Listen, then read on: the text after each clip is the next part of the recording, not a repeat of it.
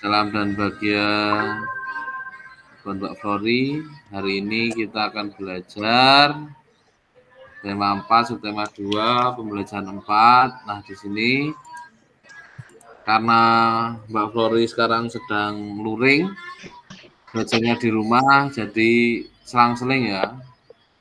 Tadi temanmu juga sudah belajar tentang ini, tentang kesehatan di lingkungan sekolah. Jadi tadi sempat keliling sekolah dan juga menemukan ada beberapa jentik nyamuk. Nah, jentik nyamuk itu termasuk sehat atau enggak, Flori?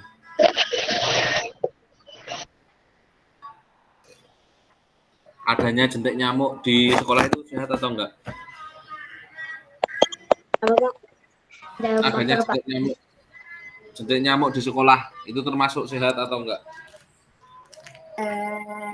Enggak. Mengapa kok enggak sehat?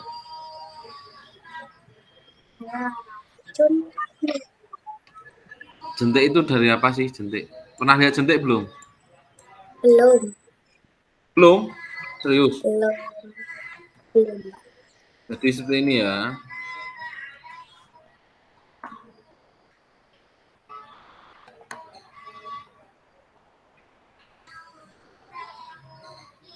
Sudah terlihat kan? Ini nyamuk itu sebelum jadi nyamuk itu jadi jentik terlebih dahulu. Sebentar. Nah, jadi halo semuanya, kembali lagi di channel Halo Edukasi. Di video Halo Edukasi sebelumnya sudah pernah dijelaskan mengenai metamorfosis kupu-kupu, capung, kecoa, katak, dan belalang. Nah, di video kali ini akan dibahas mengenai metamorfosis nyamuk. Tapi sebelumnya jangan lupa untuk subscribe Halo Edukasi. Nyamuk mengalami metamorfosis sempurna. Sebab di dalam proses metamorfosis yang terjadi, nyamuk akan melewati 4 tahap perubahan. Berikut ini penjelasannya. Tahap pertama, stadium telur. Tahap metamorfosis nyamuk diawali dari proses pembuahan sel telur nyamuk betina yang dilakukan oleh spermatozoa nyamuk jantan yang kemudian menghasilkan zigot. Pembuahan akan menghasilkan telur dan telur akan diletakkan di permukaan air yang dilakukan induk betina. Untuk permukaan air yang digunakan sebagai habitat telur nyamuk adalah perairan tenang serta memiliki kelembaban yang tinggi. Namun, pemilihan air juga tergantung dari masing-masing jenis nyamuk. Contohnya pada nyamuk Anopheles akan meletakkan telur pada permukaan air secara satu persatu atau bergerombol. Namun jangan terlepas dan telur nyamuk Anopheles juga memiliki alat untuk mengapung. Telur nantinya akan ada dalam periode inkubasi atau pengeraman. Inkubasi sempurna akan terjadi pada musim dingin dan sesudah itu barulah larva akan mulai keluar hampir dalam waktu yang bersamaan. Pada fase telur, habitat air merupakan faktor yang terpenting untuk menunjang pertumbuhan dan perkembangan telur nyamuk. Jika air mengering, maka telur nyamuk tersebut akan mati. Biasanya, fase telur ini akan terjadi selama 2-3 hari dan akhirnya akan menetas menjadi larva. Tahap kedua, stadium larva. Sesudah telur nyamuk menetas, maka larva nyamuk yang disebut dengan jentik akan keluar dari cangkangnya, kemudian akan tumbuh pada permukaan air. Di dalam proses tersebut akan terjadi 4 tahap pertumbuhan selama 7-10 hari sampai akhirnya ada di tahap metamorfosis nyamuk yang berikutnya, yakni pupa. Pada 4 tahap pertumbuhan yang terjadi, nyamuk akan berubah bentuk dan jumlah bulu halus di tubuhnya juga bertambah. Pertumbuhan dari jentik atau larva nyamuk terjadi karena beberapa faktor, yakni suhu air, ketersediaan dari bahan makanan, serta ada atau tidaknya predator pada ekosistem perairan di habitatnya tersebut. Ini dilakukan nyamuk karena memang jentik nyamuk dijadikan mangsa untuk beberapa jenis biota perairan, seperti moluska, ikan, dan beberapa jenis biota air lainnya. Pertumbuhan dari jentik nyamuk ini akan sangat berpengaruh dengan nutrisi, temperatur, dan juga predator. Jentik sendiri akan bernapas dengan saluran udara di bagian ujung ekor. Umumnya jentik-jentik nyamuk ini akan makan mikroorganisme, namun ada juga jentik yang memangsa jentik dari spesies lainnya. Tahap ketiga, stadium pupa. Stadium berikutnya adalah stadium pupa. Sesudah selama 1 minggu menjadi larva, maka jentik nyamuk akan masuk ke tahapan terakhir, yakni di perairan. Larva nyamuk akan berubah menjadi pupa atau kepompong yang bertujuan untuk mempersiapkan tubuhnya menjadi nyamuk dewasa yang sudah siap untuk terbang. Di dalam fase tersebut, pupa akan berada dalam kondisi inaktif. Namun meski dalam kondisi inaktif, fungsi dari fisiologis penerapasan nyamuk masuk tetap berfungsi. Nyamuk masih menyerap oksigen dari udara lewat corong nafas di bagian atas pupa. Fase pupa biasanya akan terjadi selama 12 hari. Selama beberapa hari tersebut, sayap halus akan mulai terbentuk yang nantinya akan dipakai untuk terbang dalam fase metamorfosis berikutnya. Tahap stadium nyamuk dewasa. Sesudah fase pupa yang terjadi selama 12 hari, maka seekor nyamuk dewasa sudah siap untuk terbang dan menghisap darah manusia. Nantinya, nyamuk akan memiliki salah satu dari dua jenis kelamin, yakni nyamuk jantan dan nyamuk betina. Untuk nyamuk jantan, umumnya akan lebih dulu keluar dari pupa dibandingkan dengan nyamuk betina. Jika nyamuk jantan dan betina sudah sama-sama keluar dari pupa, maka nyamuk akan melakukan proses kawin, dan nyamuk betina akan beristirahat selama 2 hari sebelum mulai mencari darah. Nyamuk yang cukup dewasa serta siap terbang sudah memiliki organ yang lengkap. Tahap keluarnya nyamuk dari kerongkong ini adalah tahap yang paling penting sebab nyamuk harus keluar dari air tanpa melakukan kontak langsung dengan air, sehingga hanya bagian kaki yang nantinya akan bersentuhan dengan permukaan air. Itulah penjelasan mengenai metamorfosis nyamuk. Semoga informasi ini bermanfaat dan menambah pengetahuan. Nah, Flori, kenapa jentik nyamuk berbahaya?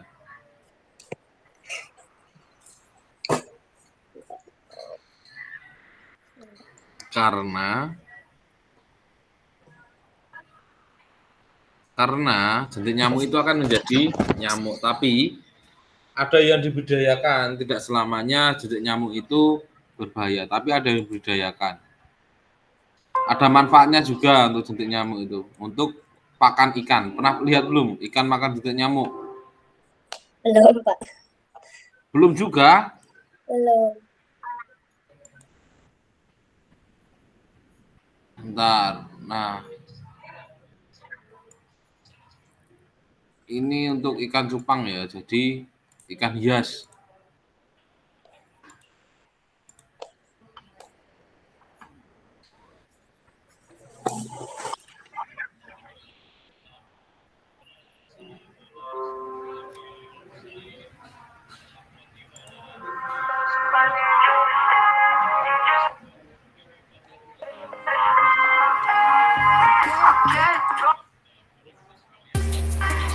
Nah, ini jentik nyamuk yang dimanfaatkan untuk pakan ikan. Jadi ini nyamuk-nyamuk dimanfaatkan nanti akan menjadi pakan ikan jentiknya. Nah, Kali ini saya ingin kawan. jentik nyamuknya Jadi banyak dia banget. nyamuk atau beli gitu. Nanti setelah jentik nyamuknya udah besar, Dari ini kemudian diberikan makan. agak besar-besar kawan-kawan, agak lebar-lebar gini. Nah nanti ini Untuk makan iwak cupang. kawan kalau habis beli jentik nyamuk atau habis nyari di Seperti itu. Paham, Rodi? Ya. Nah, seperti itu. Selanjutnya, tadi teman-temanmu juga belajar mengenai lagu Cublak-Cublak Suweng yang akan ditarikan. Flori pernah nari? Pernah dulu waktu kecil. Sekarang? Lupa gerakannya. Sekarang masih. Oh ya, besok ya, nari ya, Cublak-Cublak Suweng ya. Iya. Lagunya Cublak-Cublak Suweng. Wani ora? Enggak. Enggak kenapa?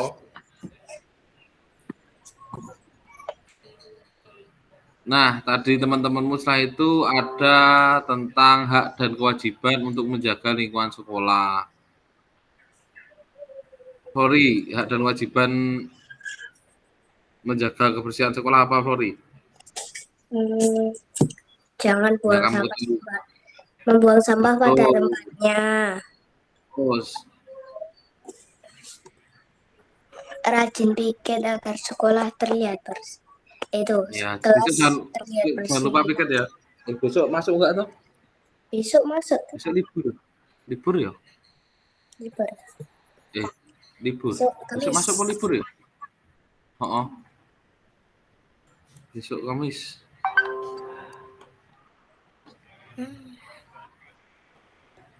Oh, toh?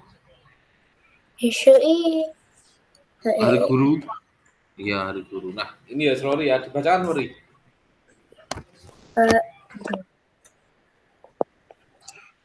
kewajiban menjaga kebersihan lingkungan sekolah. Lingkungan sekolah sehat dan nyaman, membuang sampah pada tempatnya, belajar dengan tenang, merawat tanaman yang ada di sekolah, lingkungan menjadi hijau dan asri, menjaga kebersihan toilet, lebih bersemangat dalam belajar, melakukan piket kelas secara rutin, udara di lingkungan sekolah menjadi segar, merawat tanaman sekolah, prestasi belajar meningkat. Nah, ini harapannya ya. Jadi ketika kita merawat tanaman, nanti harapan prestasi belajar juga akan meningkat. Tadi temanmu juga belajar mengenai ini Ini sih, ini. masalah dan juga saran. Jadi sekolah yang tidak sehat itu termasuk ke dalam masalah. Nah, cara mengatasinya seperti apa? Itu kita memberikan saran. Contohnya, sarannya yang pertama, sebaiknya sekolah memiliki kantin yang selalu bersih. Kemudian, sebaiknya tempat cuci tersedia di beberapa tempat. 3. Ya, Tempat terus sampah ketiga, sebaiknya ada di setiap sudut. betul. Sekolah sebaiknya memiliki halaman tempat bermain. Toilet Ya, sekolah lanjut. sebaiknya bersih dan wangi. Sekolah sebaiknya bersih dari jentik nyamuk dan asap rokok.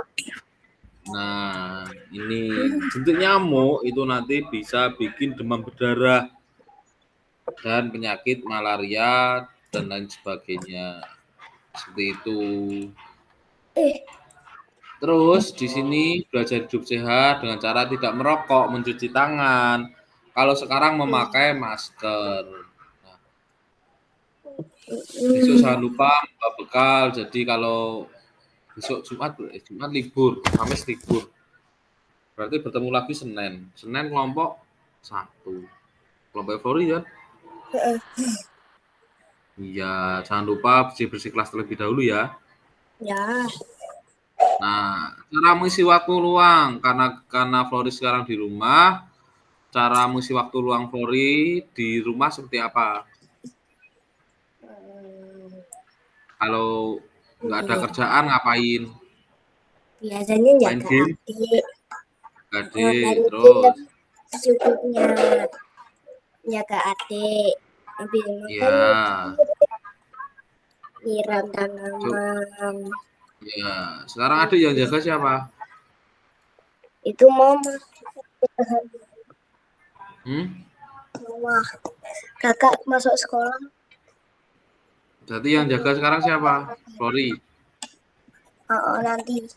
Nanti nek mama mau masak, misalkan mau nyuci, mau masak, biasanya tak jagain. Bisa Flori menjaga adik, bisa, udah bisa. Sudah. Sip. Alhamdulillah kalau sudah bisa. Masak? Belum lah.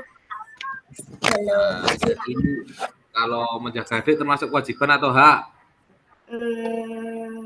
Hak, Salah. Kewajiban. Ya, kalau hak itu yang kita terima, sedangkan kewajiban itu yang kita lakukan. Seperti itu ya. Ya. Nah, kewajibannya Flori jaga adik. Engko Flori itu apa? Misalnya itu uang saku atau mendapatkan kasih sayang adik, seperti itu ya. Jadi hak itu yang kita terima, sedangkan kewajiban itu yang kita lakukan. Paham? Ya, paham, Pak. Nah, seperti saja pembelajarannya. Ada pertanyaan nggak Flori sebelum kita akhiri? Enggak. Ada. Sudah belajar tentang apa saja tadi kita? Kewajiban dan hak, menjaga kebersihan sekolah, terus menang nyamuk. Ada masalah dan saran seperti itu. Terima kasih Flori sudah hadir dalam Google Meet ini. Kalau tidak pertanyaan, kita akhiri bersama. Sikap siap sempurna. Berdoa dimulai. Amin. Berdoa selesai. Terima kasih banyak, Fori. Salam dan bahagia. Wassalamualaikum warahmatullahi wabarakatuh. Ya, sehat-sehat Pak di sana. Makasih juga ya. Terima kasih banyak, Fori. Dadah. Dadah. Ya.